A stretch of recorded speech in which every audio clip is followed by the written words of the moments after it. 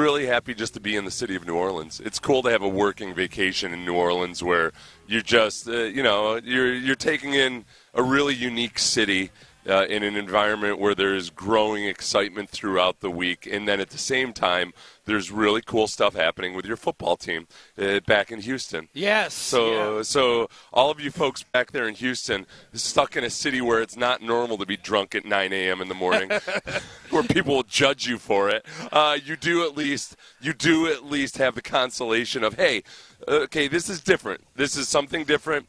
Nick Caley seemed to be the front runner, even though we were just kind of putting the pieces together. Nick Caley, the passing game coordinator for the Rams, a guy who was with the Patriots for 7 years, many of those years with Nick Caserio, but then spent 2 years with the Rams. He'd been offered offensive coordinator positions and turned them down a couple times already. So there's some social proof there. Yeah.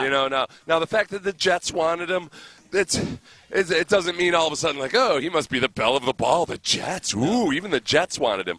But it was Aaron Glenn and the new regime that wanted him. Yeah. So he turned down last year. So we know he has good judgment. Maybe he could have been the spark that made all that engine go. But he's been a coveted guy.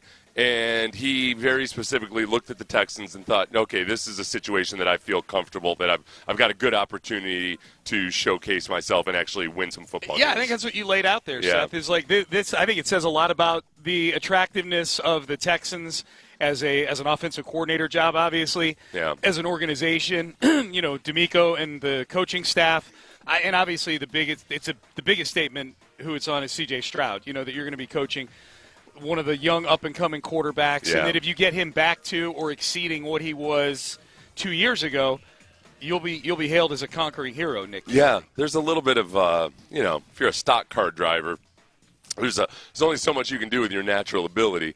You're tied to your car, your team, your sponsors, all of that. It's that whole environment matters a lot. So you got to hope you put yourself in the right environment and get the best environment around you. And from Nick Caley's perspective, he's turned down other situations. Yeah. And he liked this one. So I would imagine, my suspicion is that they probably liked him last week as their front runner, and it's been a whole lot of maybe negotiating, talking about potentially which assistant coaches he'd like to bring, and all of that has gone into it. Who knows? Maybe not, but that's the scenario that makes the most sense to me. Yeah, Jonathan Alexander had a ring out there yesterday that they're going to let him pick his staff. Yeah. But I imagine there's going to be, there'll be plenty of input, I would imagine, from D'Amico Ryans and Nick Caserio. He's probably, like, as far as pedigree goes, he's probably like the most Texans-friendly pedigree when you consider he went to John Carroll, spent 6 years in the building with Nick Caserio in New England, has at least a couple of years in a Shanahan-esque environment. It's not exactly Kyle Shanahan, but it's a branch off of that tree with Sean McVay. We're going to hear some audio later in the show where Sean McVay gushes about him. The reviews around the league are very much a thumbs up for this hire from everything that I've read. All the quotes. People really like Nick Caley. What was your gut reaction when you got the push notification yesterday? I thought it was one of those things. It wasn't a surprise to me. I was just happy to have some clarity. Yeah, me too. You feel like, okay, we can move forward. It's a huge unknown. Yeah. You just don't know. But I always remind myself in these situations, it's always a huge unknown. You just never know how any coach, no matter how great he is going to be in any scenario. You look at Bill Parcells in any place he went, or some of the other great coaches.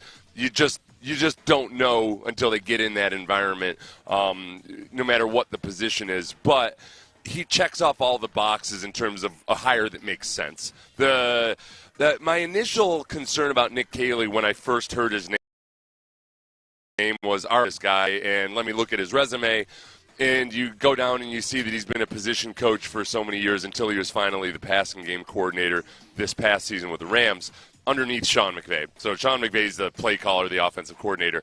And my initial thought was, all right, well, this guy's been in the league around a while. Why is he not more talked about? And then you dig into it a little bit more, and you realize, oh, he has been talked about. He's not been out there at the forefront. He hasn't caught the whole. Sometimes it's the guys that are really adept at getting their name out there where there's more buzz about it. And I'm always actually a little bit distrustful of those guys because I wonder, like, okay, so you've been promoting yourself while working for somebody else surreptitiously. Yeah. What kind of information are you giving that person? Yep. What kind of information are you giving that national writer that he also wants to plug for you? Yeah. Every time I hear Albert Breer or Ian Rappaport gush about some up-and-coming candidate, I'm like, all right, what info did he dish that he wasn't supposed to? Yep. So I kind of like that you hear for one, you see that another few teams have tried to get him, and they liked him. But he also hasn't been feeding information to the national Nugget Hussies. Which might be the biggest Texan thing, biggest aspect of him Texan-wise that he may have going for him. Yeah. The lockdown environment where nothing leaks out of the building. I want guys who the British intelligence service would want working for them. Yes. Like, okay, this guy knows how to keep a low profile. That's right. He's got microfilm somewhere. And he's a man of integrity. That's right. But it's still a huge unknown. Yeah. And that's what we roll into with. There's going to be, as it is with anybody their first time in a position, there will be hiccups, but hopefully he has enough on the positive side of things that it makes up for it. And the prior relationship with Nick, I think, certainly helps. Nick being, Nick, I think, wants to see guys. Nick lives in a world where the guys who have succeeded were genuine grinders, guys that are kind of obsessed and maybe really have to consciously remind themselves about the work-life balance and all that. Yeah. That's the kind of guy I'm guessing he wants. And all the things we've seen suggest that that's what Nick Caley is like. I think it'll be interesting, too, as we wake up this morning. We're here on Radio Row, thanks to Flight by Yingling, Payne and Pendergast, breaking down the Nick Caley hire for the Houston Texans. He's the new offensive coordinator, now former Rams tight ends coach and passing game coordinator. A former tight ends coach is interesting. That was not a great position group for the Texans last year. And I know his job is not to get in the tight end room and micromanage that room. But I would imagine he's had some good tight ends that have played for him. And specifically at his most recent stop, he's turned Tyler Higbee into a pretty good tight end. Or he's been part of Tyler Higbee's development. I don't want to give him all the credit for it, but he was a tight ends coach. So that's a room like Dalton Schultz needs to get back to at the very least doing what he was doing in 2023, more so than 2024. Cade Stover, you got a young tight end that the team is very high on in that room. Brevin Jordan tweeted yesterday. That was it. Just 2 Joe Cool shade-wearing emojis. I think, if when you're on a team and a guy that is either the coordinator or the head coach has been a position coach of yours, it does feel like you get excited about it. You get excited about it. Like, this guy understands my struggles. Right. This guy's going to take care of the position. Not even me personally, but just he understands what the tight ends go through. The thing that I've liked about him as a tight ends coach, just very generally, is that this is a guy, when you're the tight ends coach, you're involved in run blocking, you're involved in pass protection, you're involved in the passing game, and it's the one position where it's involved in every aspect of the game pretty heavily. So when it comes to the run game and the offensive line and everything that goes along with that, he was the tight ends coach in New England for 7 years. And, he can't take credit for Gronk's success, but he's seen the way an offense with really good tight ends operates. And then you go to the Rams, and I feel like they've gotten the absolute most out of Tyler Higbee. Yes. So there's that part of it on paper looks really good. To make a very loose comparison, Andy Reid was a guy who was a tight ends coach for 5 or 6 years, then was a quarterbacks coach for a couple seasons, was never the offensive coordinator, and then became the head coach of the Eagles out of nowhere. Yep. People were very skeptical of that move, and they ended up having pretty good offenses. Yeah, they were pretty good. So if all he can do, if he's only as good as Andy Reid, I'll be cool with that. That's all. That's the only bar. That's the only expectation. That's fine with me. And then I think, too, the staff is interesting to me. I think there's 2 questions about the staff. One is, Now what happens with Gerard Johnson? It sounds like the possession arrow is pointed towards most of the guys staying. Mm-hmm.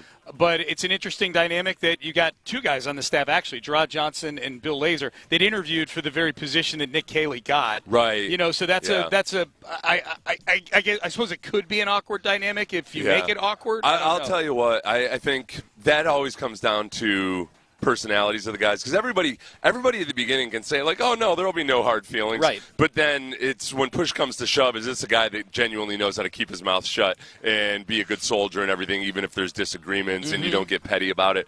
I think both those guys are like that. I mean, I know for a fact that Bill Lazor is like that, just because I know him personally, and that's where Lazor's old school in regards of, like, the boss is the boss, and I'm not going to second-guess him or anything like that. I'm going to be a really good soldier for that guy. And we know Gerard Johnson and the way he operates. I think with Gerard, I saw a bunch of people say, like, whoa, Gerard's going to be PO'd about that because this guy doesn't have any this guy doesn't even have a different resume. No, he has a much different resume. Gerard has not been in the league that long at all. No. So, Gerard is still relatively young in terms of full-time coaching experience. So I would be surprised if either of those guys felt overly put out by it. They might be personally disappointed they didn't get the job, but I don't think that would be an obstacle to keep him. Kayley's a grinder, man. He was at 7 different schools before he got he was in college for a long time, coaching in college for a long time. I think the other thing for me, Seth, is what's the solution on the offensive line? And there seems to be rumblings that Cole Popovich could get promoted from assistant O-line coach to full-time O-line coach. It's worth noting he was in the building in New England with Nick Caserio, with Nick Caley from 2016 through 2020. Yeah. He was coaching. He was an assistant, just coaching assistant for a couple of years, and then he was the assistant running backs coach, co-offensive line coach, was out of the NFL for a while, and then came back with the Texans in 2023. The only question I would have about Cole Popovich is that, yes, he was the assistant offensive line coach, so there's only so much that he can really do. The question I would have is, all right, he was the assistant O-line coach. The assistant coach is the assistant position coach. That's a guy who can have a huge effect on people in terms of technique and working with guys on their footwork and things like that. And there were a lot of things the offensive line did this year that were just fundamentally bad from a basic technique perspective. Yeah. There were things that good high school offensive line coaches might have been looking at and wondering, why exactly is this? Why is this guy's shoulders perpendicular to the line of scrimmage so often? Yeah.